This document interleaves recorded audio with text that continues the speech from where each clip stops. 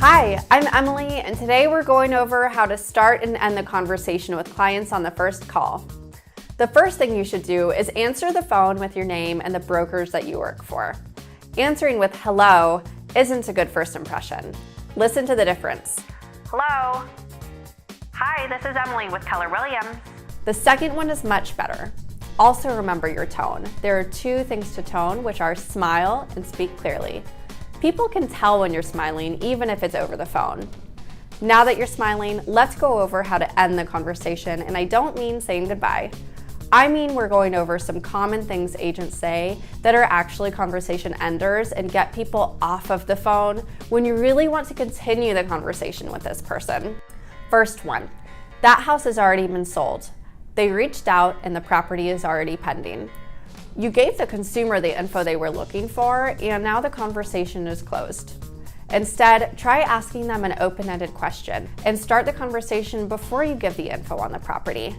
That way, you've built some value for yourself and given the consumer a reason to continue speaking with you. Next one, are you pre-qualified yet?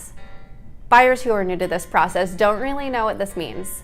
Maybe they've been pre-qualified for a car before, but they're not familiar with the financing side of things yet.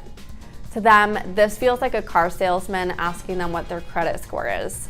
Financing questions are better to ask in person, but if you really want to ask, do it this way. At the end of the call, ask them, which lender are you working with, or are you paying with cash? You can also ask, do you need me to get you in touch with a lender? Let's continue on to the third conversation ender, which is, are you working with an agent? Never ask this question in the beginning of the call. If the buyer is new to the process, they don't really know what this means because they aren't familiar with the rules yet. They aren't acquainted with you either at this point, and no one wants to feel like they're being sold. If you really want to ask this, just like the mortgage question, ask the buyer at the end of the call. And instead, try asking them, what's your agent's name? This will throw them off and you'll get an honest answer.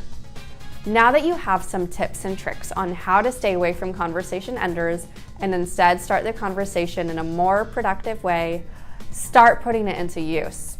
If you have even one takeaway from this video, you're already becoming better at converting your contacts into clients. For more tips and tricks, check out the links below and see you next time.